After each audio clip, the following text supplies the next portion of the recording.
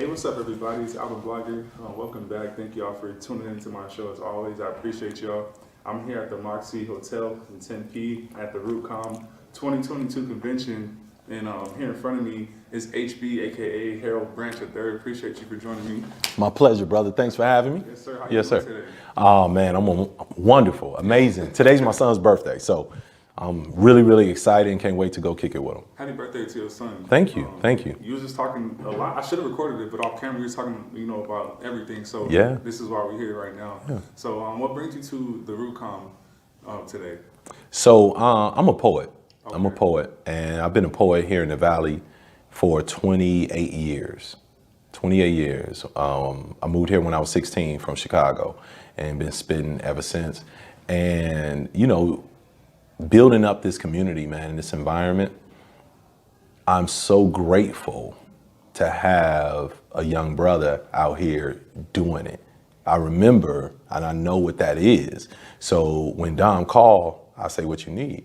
It's just that simple. So he called and asked me to do the keynote, and I'm honored. It's easy to not be relevant when you've been doing something a long time. So to still be relevant to the people means a lot to me. So it was definitely just a huge honor to be invited to want to be heard from, because people create a generation gap that doesn't exist. It doesn't exist. It's fabricated. We're on the same page. We just grow up a little differently. We got some differences. But like when we blame millennials for being too into their phones, it's a lie.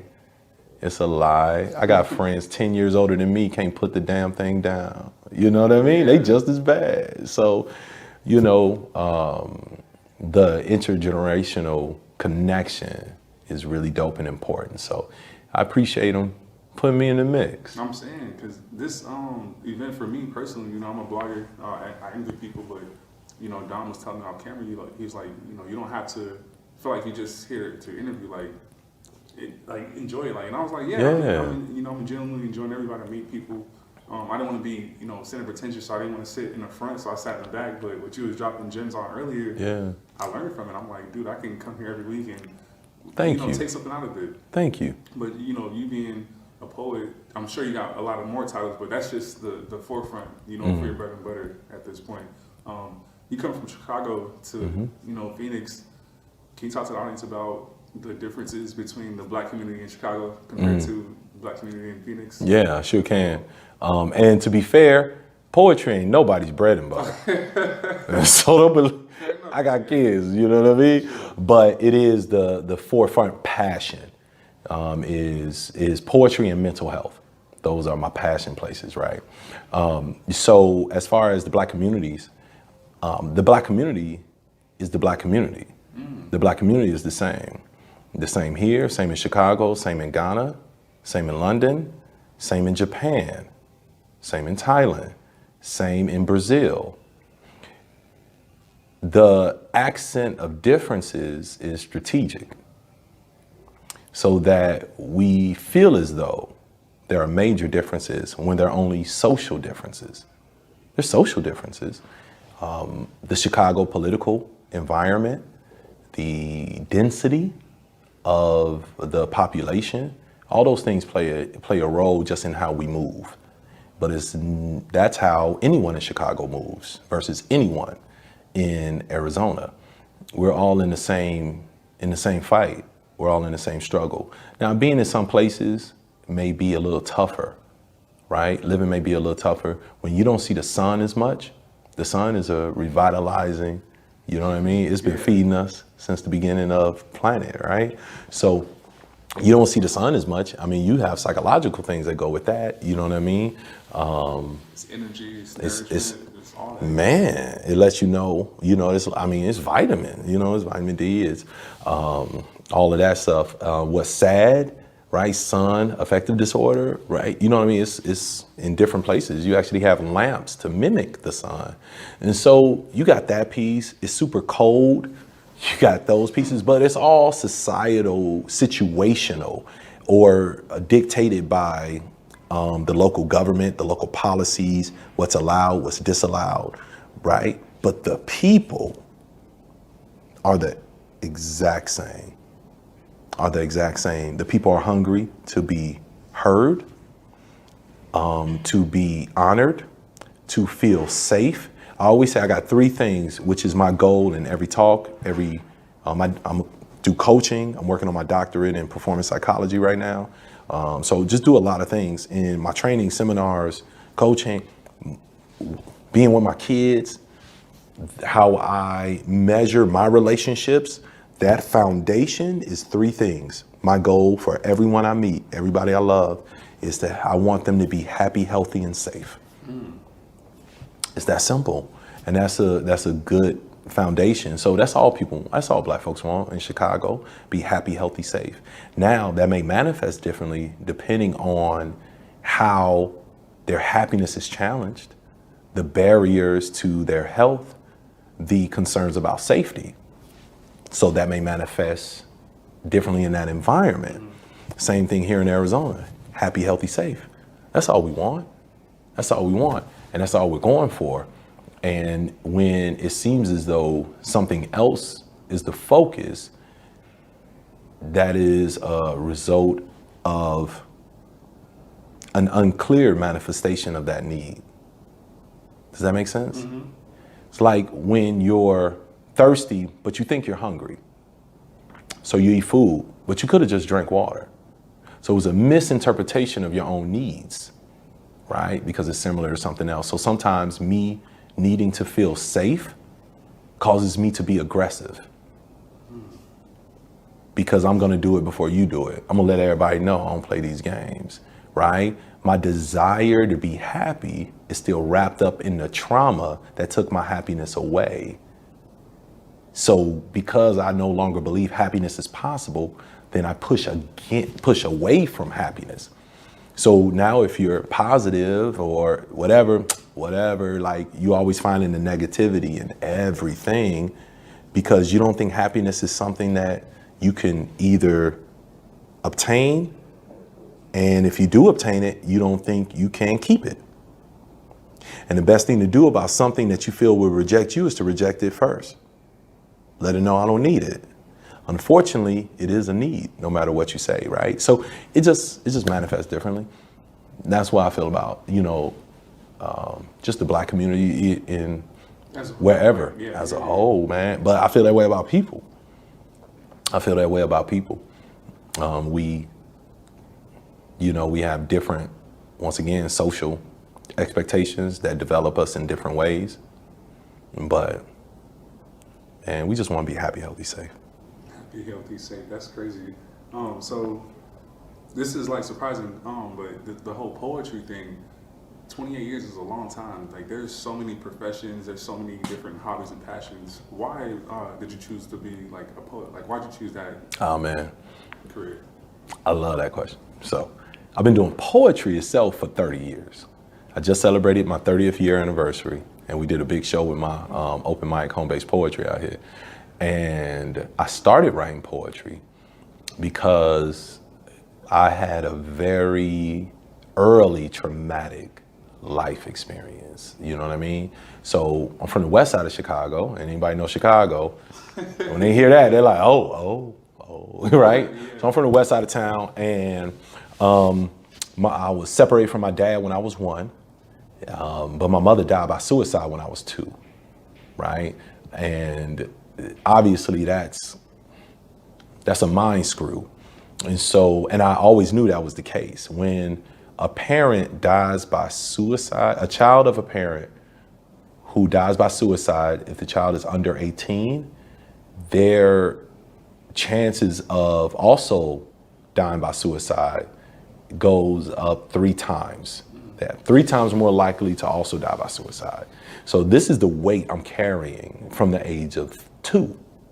You know what I mean? You don't know nothing at that time, too. I don't know nothing at that time, but I do know mom killed herself because they never hid that from me, which I appreciate, right? But it's still heavy. So as long as I can remember, I knew that.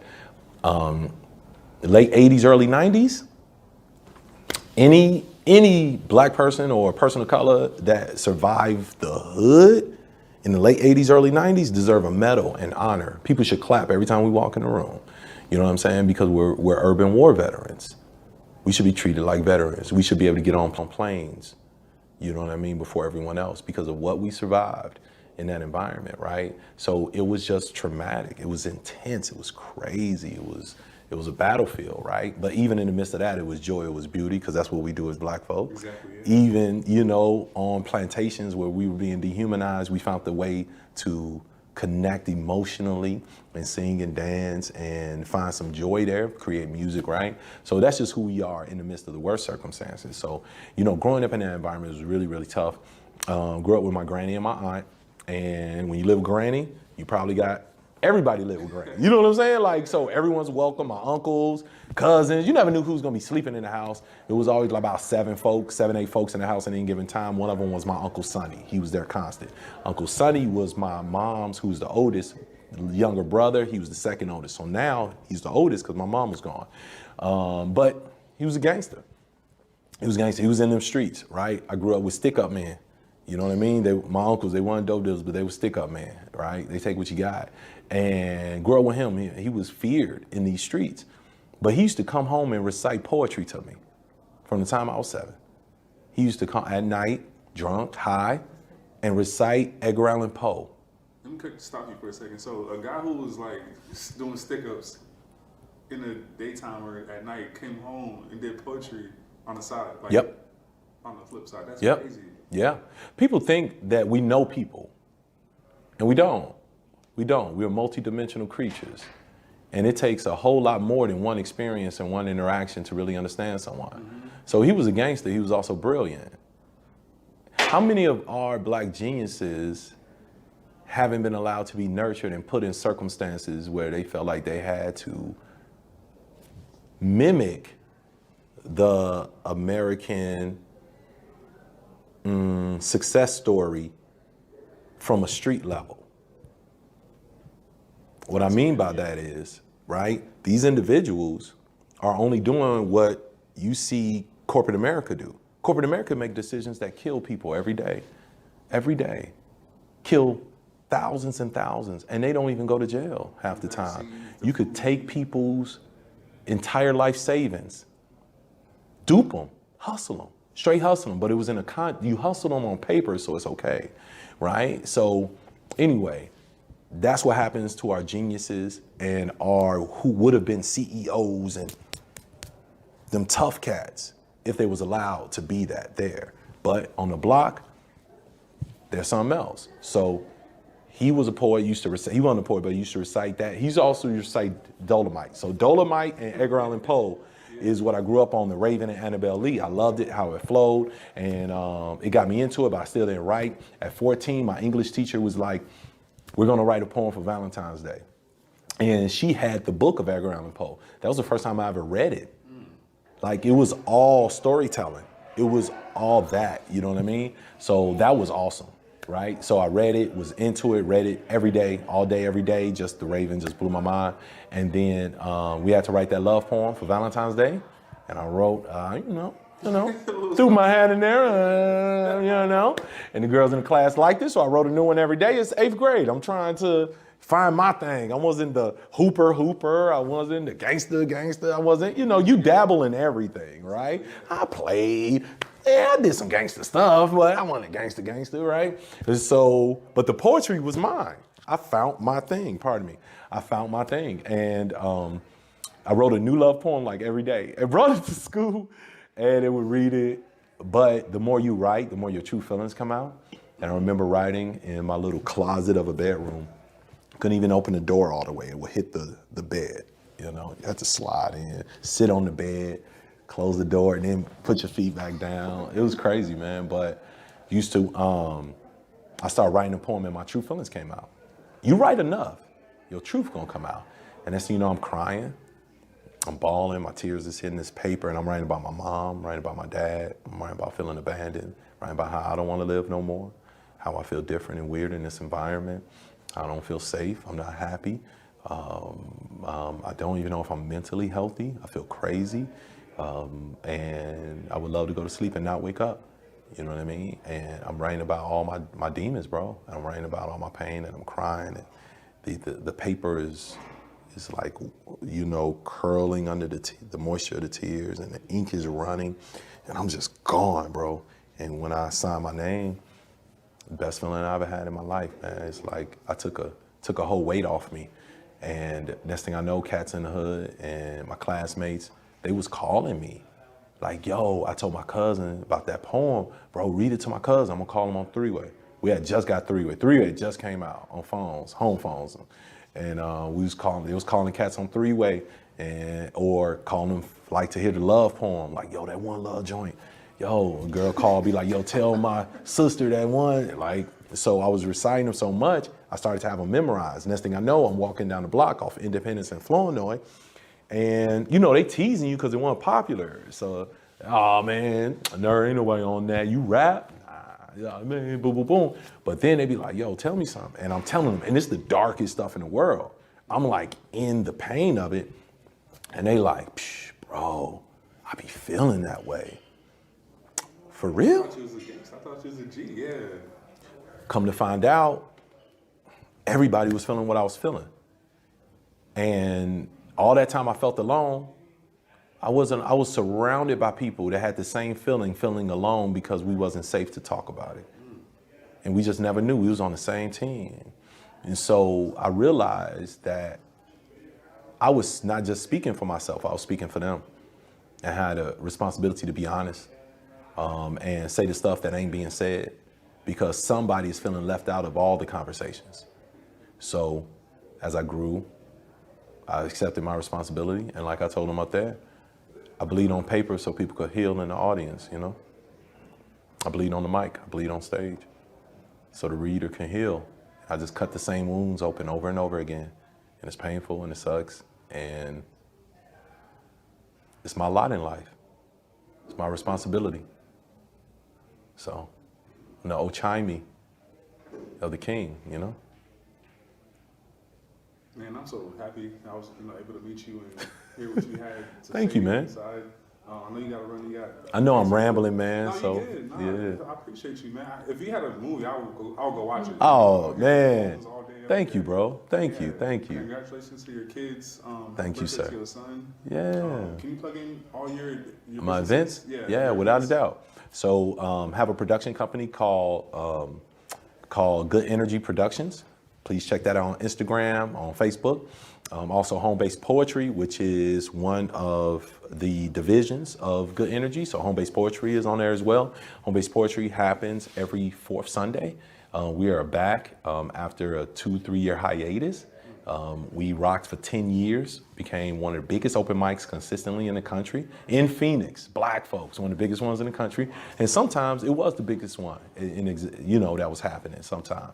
So super dope. So we're back in the game every fourth Sunday at Coyote Mexican Cuisine, a black-owned Mexican cuisine restaurant, which is super dope, in Phoenix off of 12th and Northern. We now we made it a few hours earlier. We go from 5 to 8. Because I want to go home. I want to go to bed. So why am I out to 10 for no reason? Like, this is stupid. So we do that. We just started the Chocolate Rainbow, which is an open mic, a poetry event, which is specifically geared to the black gay community, black LGBTQ plus community. And I ain't got to explain why. That's just what we're doing. And we're going to take care of them. It's going to be dope. And my girl Nina Ross is chief in that, and I'm very proud of it. And we're also doing, we have a Mother's Day comedy show coming up, brunch. Oh, comedy show? Yeah. Ron G, comedian out of LA. He's on some TV shows consistently and stuff. So he's going to be the next cat that got that special on Netflix. Like, oh, and he's going to be here Mother's Day. So we're going to do that. That way it's easy. You don't know what to do for your mom, bring her out. We give her a little gift bag. We got you. And then we're going to do something for Father's Day as well. Father's Day is on Juneteenth, right? Juneteenth is Father's Day. So as far as I'm concerned, it's Black Father's Day this year, because that never falls at the same place, right? So we're going to be doing that too. Like I said, also, I'm a coach. So I do life growth coaching, I like to call it, help people grow in whatever areas they're trying to grow in. Let's find out where you are. Let's find out where you want to go. And then I help you build the bridge and also identify where you are and where you want to go, right? So in doing that, I'm a huge mental health advocate. So a lot of work and community service in that area as well. But Rooted Ambition Coaching and Training is also on Facebook. You can hit us up there. And hit me personally, right? Becoming HB on Instagram. So I think that's all the plugs. I do a lot. Oh yeah. I do a lot.